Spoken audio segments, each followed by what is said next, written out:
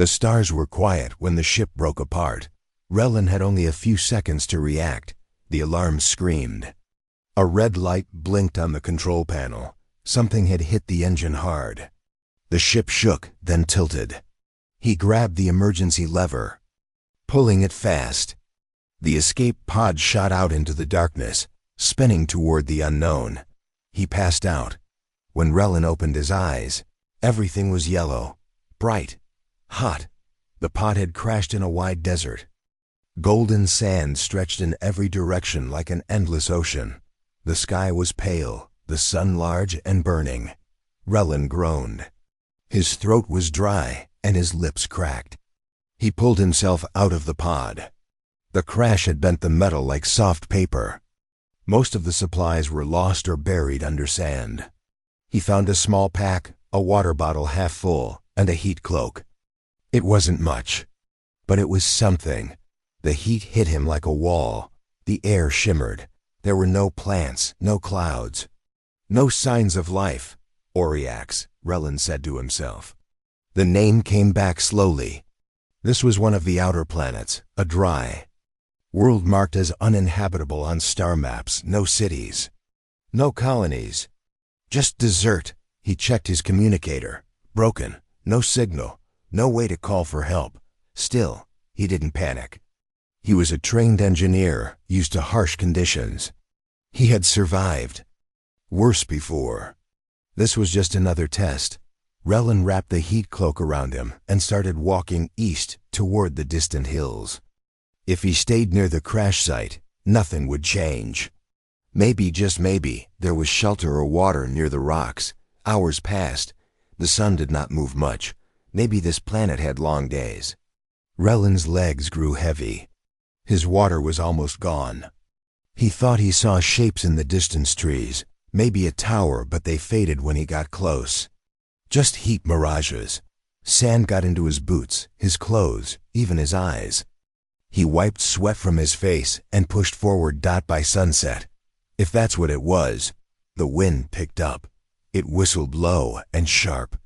Small grains of sand blew across the ground, stinging his skin. The world turned orange and gold. Relin stopped at the base of a small dune. His body screamed for rest, but the ground was too hot, the air too thin. He drank the last drop of water and sat with his back to a rock. That night, the desert changed. The heat dropped fast. The sand grew cold.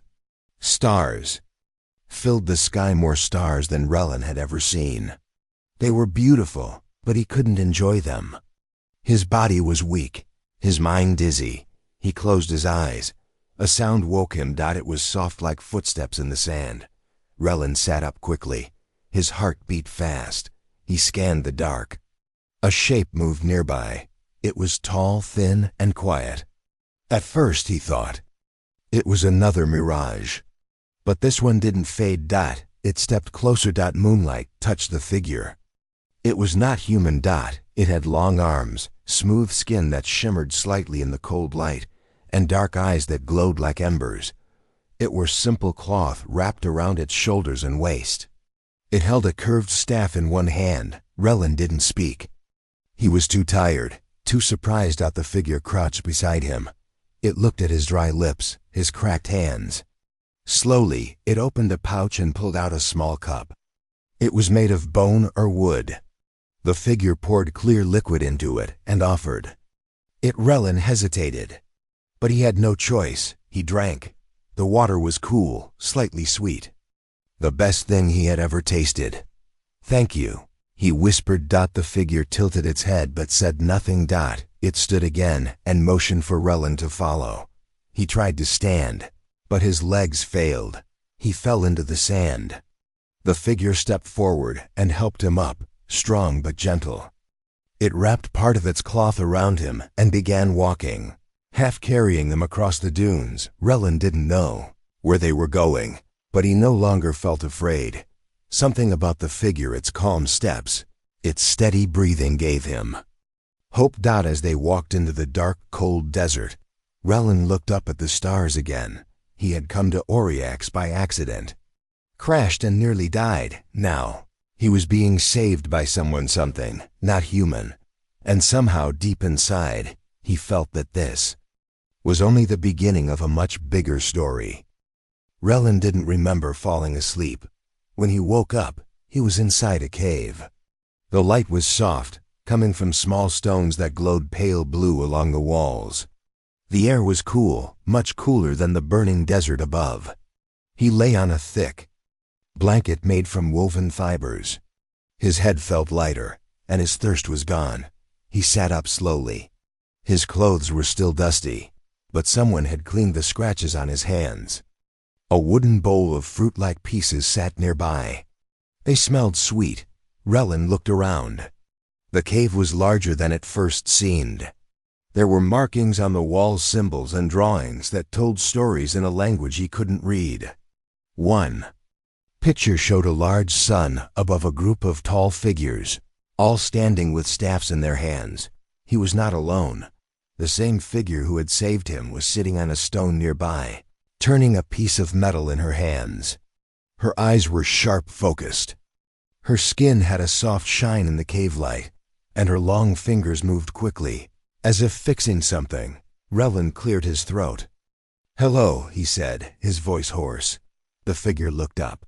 She nodded once, then stood and came closer. She offered him a wooden cup. Water again. He drank it slowly this time.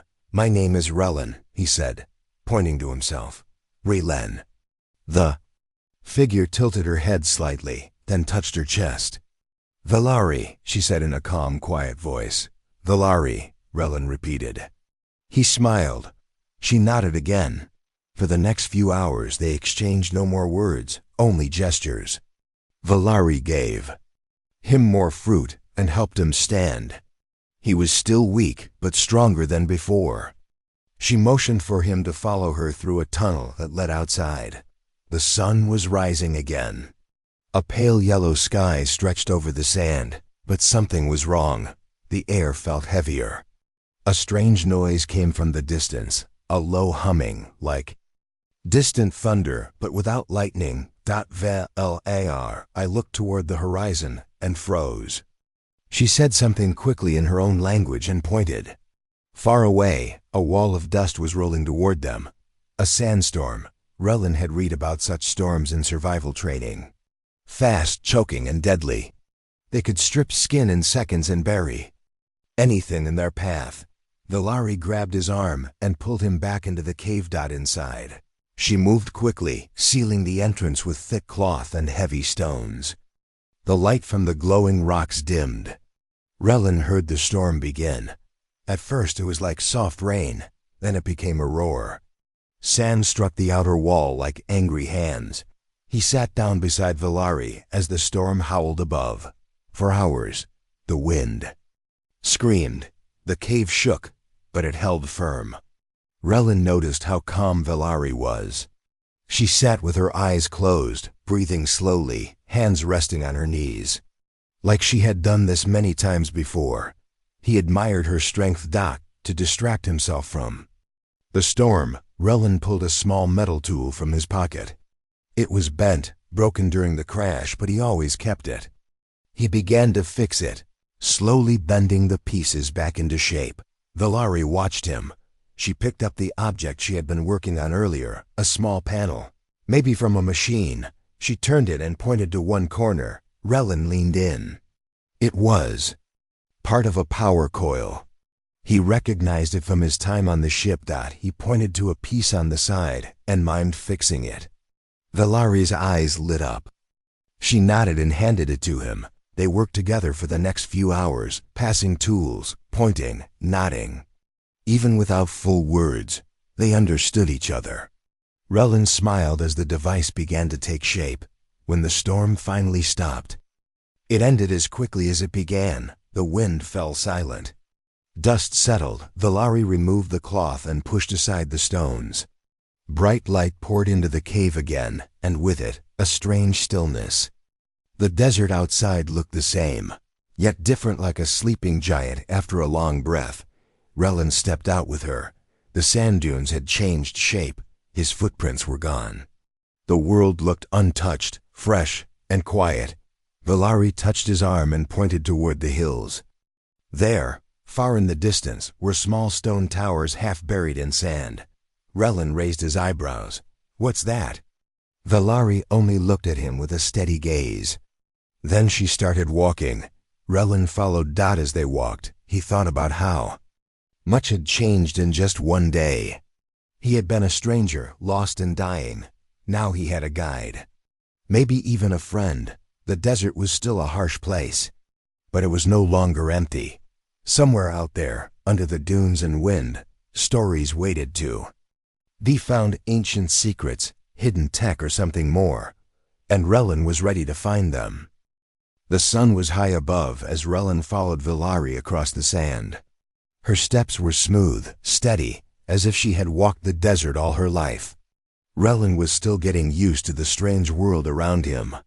The sand was not just yellow, it had hints of red, silver, even green in the right light. It sparkled sometimes, like tiny crystals. They walked for hours toward the stone towers they had seen after the storm. As they got closer, Relin noticed the towers were broken, old, and covered with half-buried symbols. Some were shaped like hollow pillars, others like small domes with flat tops. They weren't buildings, at least not the kind humans built. They looked more like markers or waypoints. Valari stopped at one dome. She placed her hand on a small circular stone. It gave off a soft click. A moment later, the top of the dome slid open with a low hum, revealing a narrow opening. Dot inside was a well. Relin stepped closer and peered in. It was deep, but clean. The water at the bottom shined like glass. Valari dropped a simple cup tied to a rope, brought it up full, and handed it to him. Cool, pure, life-saving. He drank and let out a quiet breath of relief. Then he looked at her. "You protect this place?" Valari nodded. She touched her chest, then the well, and spoke a word slowly. "Shana." Relin repeated it. "Shana." He pointed at the well. "Water?" She nodded again. They sat under the broken dome, resting in the shade. Valari pulled out a small pack and shared dried fruits and flat, crisp bread with him. The food was different, but Relin was grateful. He felt stronger now, more alive than the day before. "Your people live here?" he asked, looking around. Valari didn't answer directly. She looked toward the horizon, then back at him. Her face was calm, but her eyes held a quiet sadness. After the short meal, she stood in motion for Relin to follow her again. They left the towers behind and climbed a small ridge of red rock. From the top, Relin saw something that made his breath catch. Far below was a wide canyon. It cut through the desert like a scar. And at the bottom, built into the rock walls, were homes, small, round shelters made of stone and clay. Smoke rose gently from a few of them. Valari raised a hand. One by one, figures stepped out of the homes. They looked like Valari, tall, calm, with the same smooth skin and clear eyes, but they watched Relin with caution. Some held tools or staffs. A few children peeked from behind walls. Relin didn't know what to do. He simply raised his hand. In peace, Valari led him down slowly. When they reached the canyon floor, an older figure approached them. His skin was darker, and his staff was carved with symbols. His eyes met Relin's with quiet strength. Valari spoke to him in her language. The old one listened, then looked back at Relin. After a long pause, he nodded once. He spoke a single word. "Guest." Relin relaxed slightly. He bowed his head in respect. "Thank you." The villagers slowly returned to their tasks, though. They still glanced his way from time to time. A few children came closer, curious. Relin knelt and smiled at them. One brave boy touched the metal patch on Relin's jacket and smiled back. That night, Relin sat with Valari and the elder by a fire. They shared food and listened to the desert wind. The elder used simple symbols in the sand to tell a story. Drew the sun, then a wave of fire. A long line of figures traveled across dunes. Some wells were marked with stars, others with broken lines. Valari added a symbol, Tall tower with a circle above it. Relin watched closely. The story was clear. The Kareen people had once moved across the desert freely, guarding the wells and towers.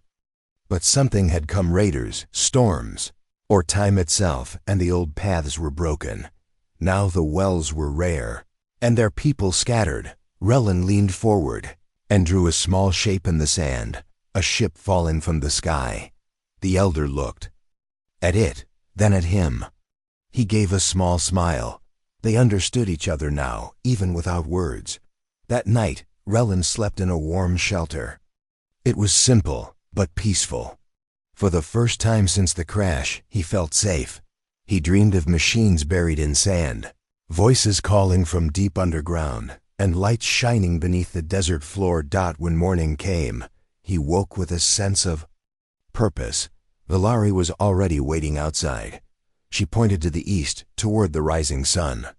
Then she held up a device half finished, the one they had worked on during the storm. Relin stood beside her. They had water. They had hope. And now they had something more, a mission. Relin stood outside the canyon village, the sun just starting to rise behind the dunes. The sky was soft orange. The air was still cool, but he knew it wouldn't last long. Valari walked beside him, carrying her staff. She looked calm, but serious. A few villagers stood nearby, whispering in their own language. The elder stepped forward and handed Relin a short spear with a metal point. He held it carefully. "What is this for?" he asked. Valari pointed to the horizon, where the sands moved strangely. A cloud of dust rose. Though there was no wind, Relin narrowed his eyes. Something was coming. From the top of a rock wall, a lookout shouted. The villagers became quiet. The elder raised his staff and spoke one strong word, Kthorn. Valari looked at Relin. "Danger, beast." Before he could ask more, a deep growl echoed across the desert. The sand exploded. A massive creature burst from beneath the surface. It had a thick, scaled body, like a desert lizard, but 10 times bigger. Its mouth opened wide, full of sharp, stone-colored teeth.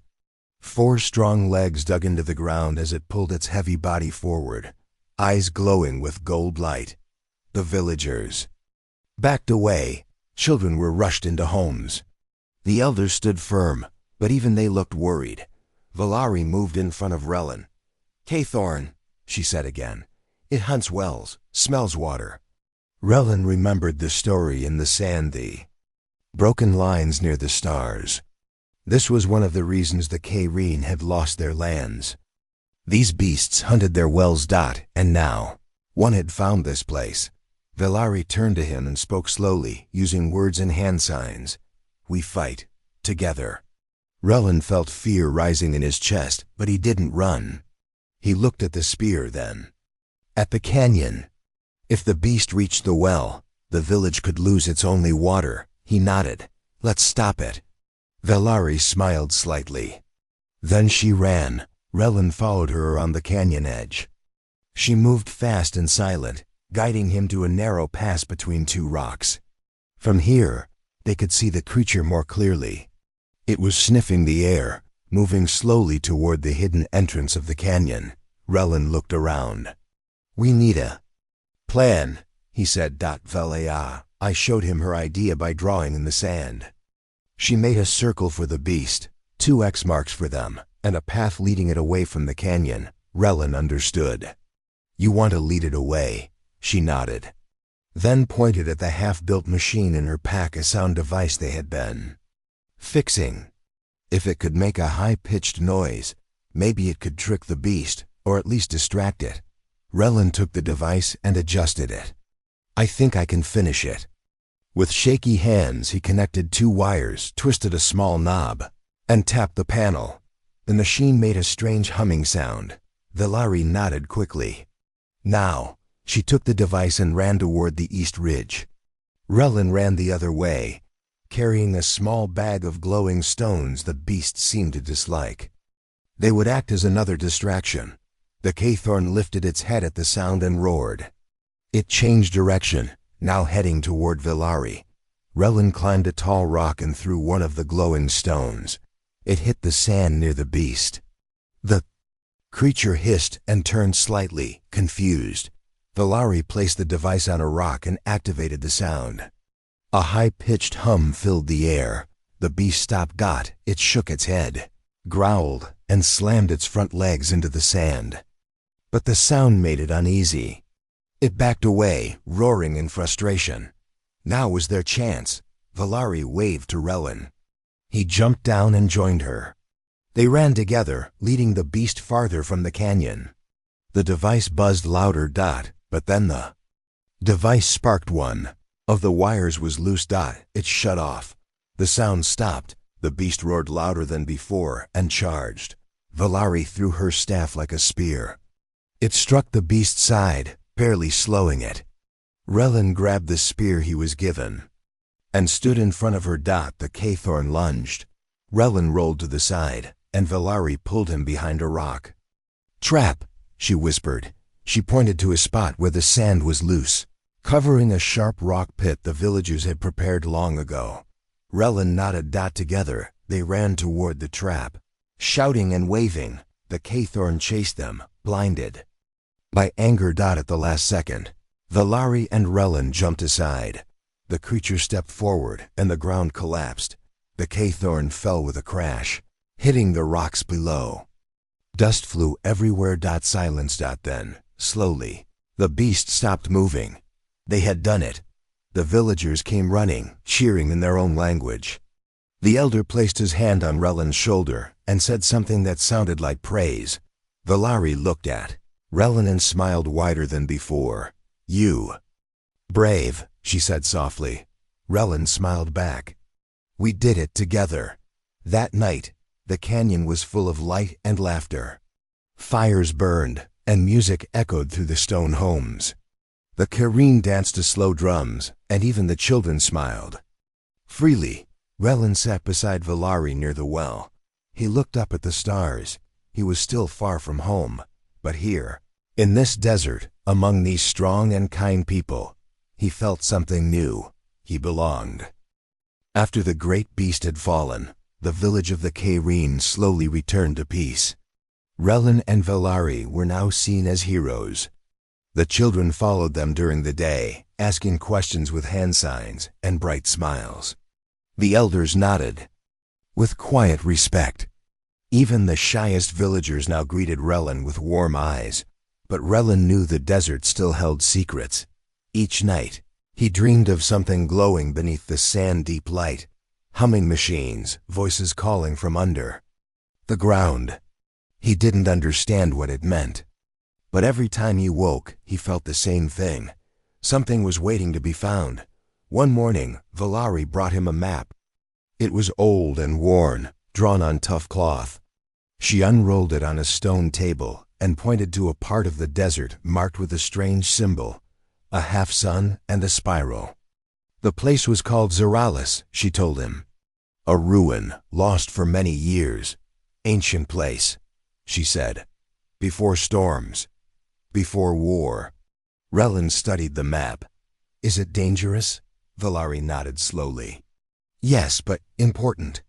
The elder approached them and spoke in a quiet voice. He drew a star near the symbol on the map and placed a small stone beside it, a stone that shimmered with faint blue light. "This," he said, "from Zoralis." Relin picked up the stone. It pulsed in his hand, gentle, alive. Not just a rock, but part of a machine. Technology. Old, powerful. Maybe something that could help him contact his ship. Or explain why he was brought here. He looked at Valari. "We go?" She nodded. "We go." They prepared for 2 days. Valari gathered dried food and special water bags made from cactus skin. Relin packed his tools, the half-fixed device, and the stone from Zoralis. A young villager named Kale joined them.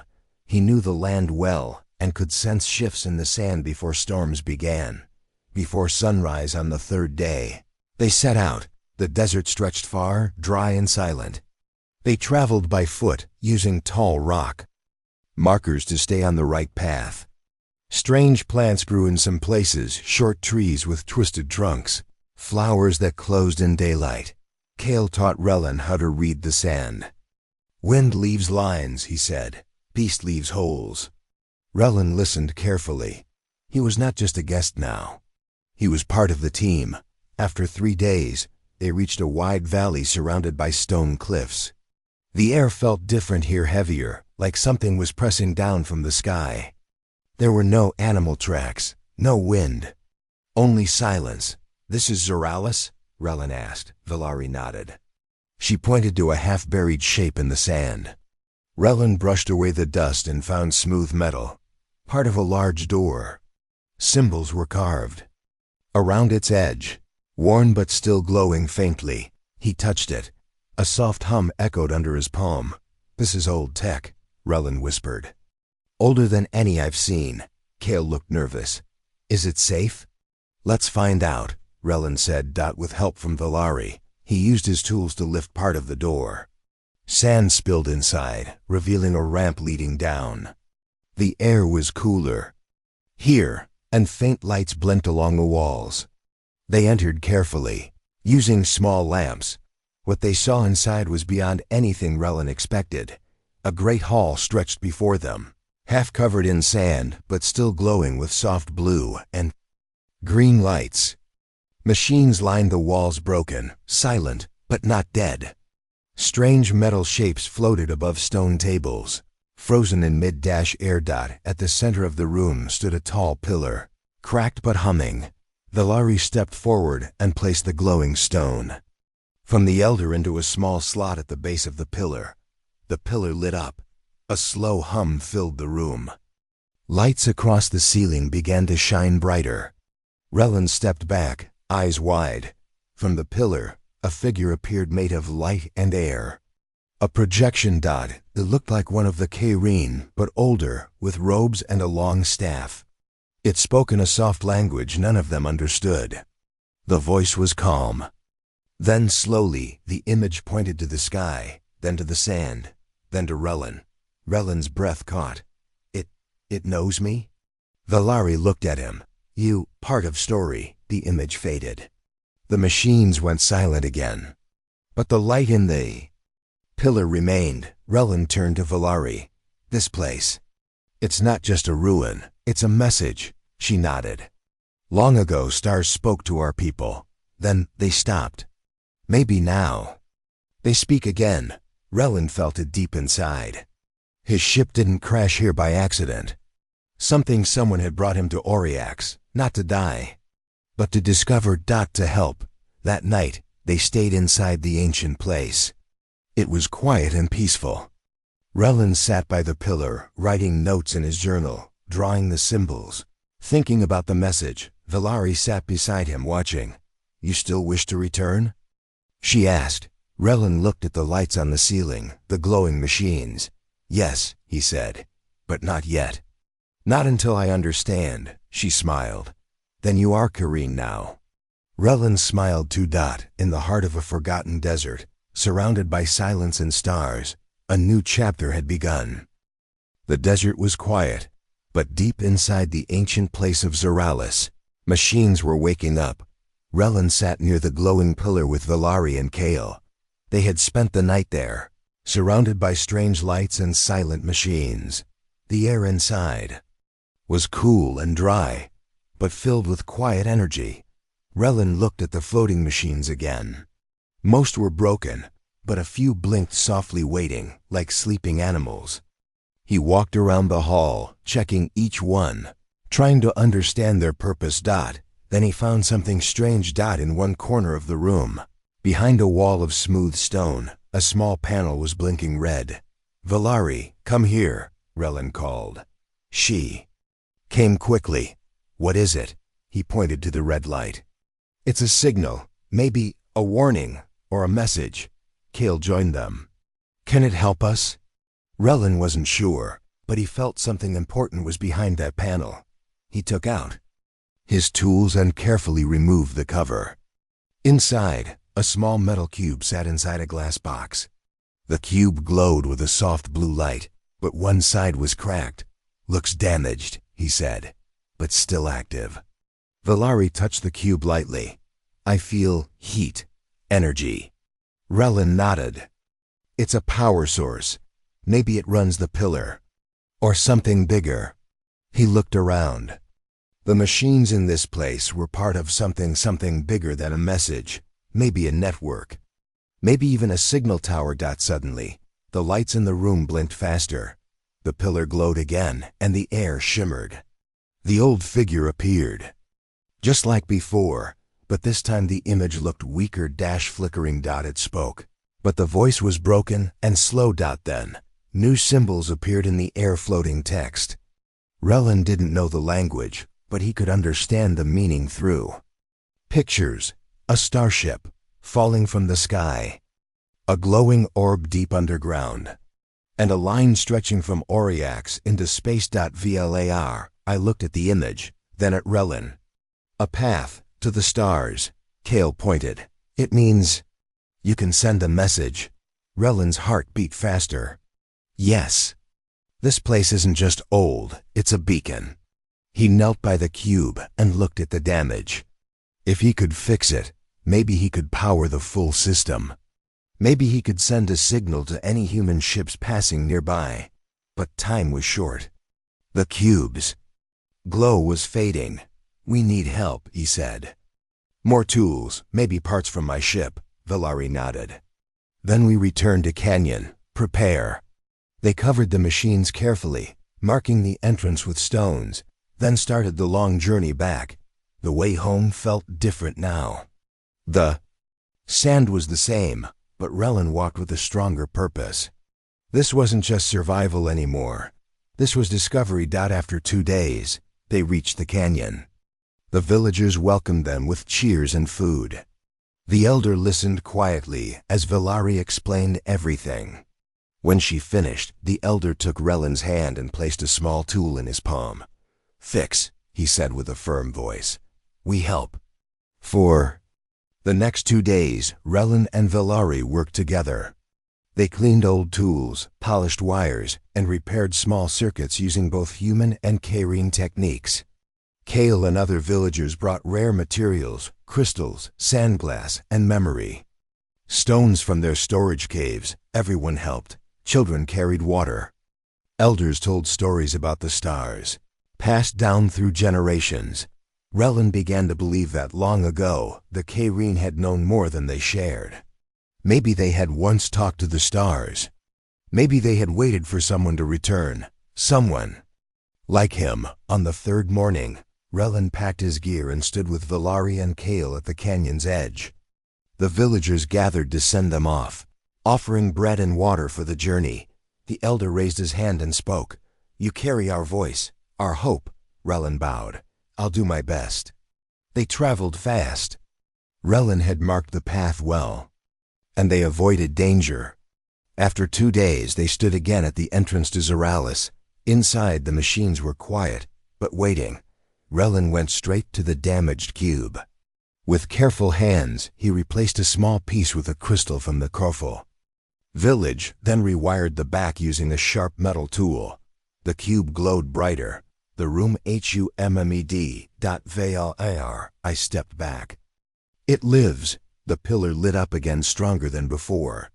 The image of the old Kyrene returned, this time steady and clear. It spoke, and the machines around it began to flash. One by one, lights on the walls lit up green, then blue. A final panel opened behind the pillar. Inside, a long crystal rod hovered in the air, glowing like a star. Symbols floated above it. Relin stepped forward and touched the rod. A shock of light passed through him, not pain, but memory. Images filled his mind. Starships, flying machines, building great cities, and finally, a map, the galaxy, with one tiny light blinking where Orcs was. Then, a message box appeared on the screen. Do you wish to send a signal? Relin smiled. He pressed yes. The crystal rod glowed brighter. Energy rushed into the machines, and a beam of light shot up through the ceiling and into the sky straight toward the stars. The beacon was active. Relin turned to Valari. They'll hear it. She smiled. You've opened the sky. Relin, looked up. Somewhere out there, maybe a human ship would see the signal, and maybe they would come. The beacon light shone high above the ruins of Zoralis. It pierced the dusty sky like a glowing thread, reaching into the stars. Relin stood beside Valari and Kale, staring upward. His heart beat fast. For weeks he had wondered if help would ever come. Now, for the first time, he had hoped that the message was out there. But now, they had to wait. They returned to the canyon village. The people greeted them with joy and curiosity. Everyone had seen the light in the sky, even from far away. The children said the stars had finally opened their eyes. Valari spoke to the elder in private. Relin waited nearby, trying to stay calm. When she returned, her face was peaceful. The beacon was the last of its kind, she said. Our ancestors built it before the war to call for help. But no one ever came, until you. Relin looked down. Maybe I wasn't the help they expected. You came, she said. That is enough. He smiled. She was right. Maybe he didn't have all the answers, but he had done what he could. That night, the sky was clear. Relin lay on the roof of one of the canyon homes, watching the stars. He thought about Earth, about the station where he had worked, and about the small ship that had crashed into the desert.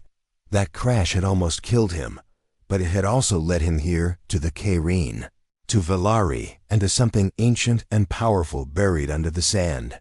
Suddenly, a soft hum filled the air. Relin sat up. It wasn't from the machines, that it was coming from the sky. Kale shouted from below. Look! Relin stood and stared upward. A light moved across the sky faster than a star, slower than a comet. It was steady, bright, a ship.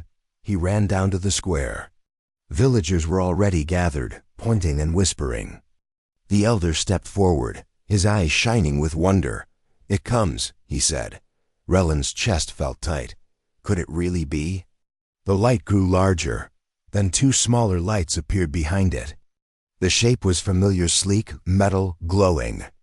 Blue at the edges, human design. Relin's legs almost gave out. After so long, someone had heard the signal. The ships landed outside the canyon, near the cliffs. The sand blew in all directions as the engines slowed. Lights circled the hulls, scanning for danger. Relin walked out first, hands raised. Valari and Kale followed behind him. The ramp on the lead ship lowered with a hiss. A tall figure stepped out, wearing a clean white suit with the Earth Alliance symbol on the chest. Identify yourself, the person said. Relin laughed in disbelief. Lieutenant Relin Kai, Engineering Division. Lost 3 months ago. The officer stepped forward, surprised. You're alive? Relin nodded. More than that, I found someone. The Cairene. He turned and gestured toward Valari. She stepped forward calmly, meeting the officer's eyes with quiet strength. The officer looked between them. We picked up a signal, a very old frequency. That signal, Relin said, came from here, from this world. Over the next 2 days, the officer studied the Zoralis ruins. They brought scanners, translators, and engineers.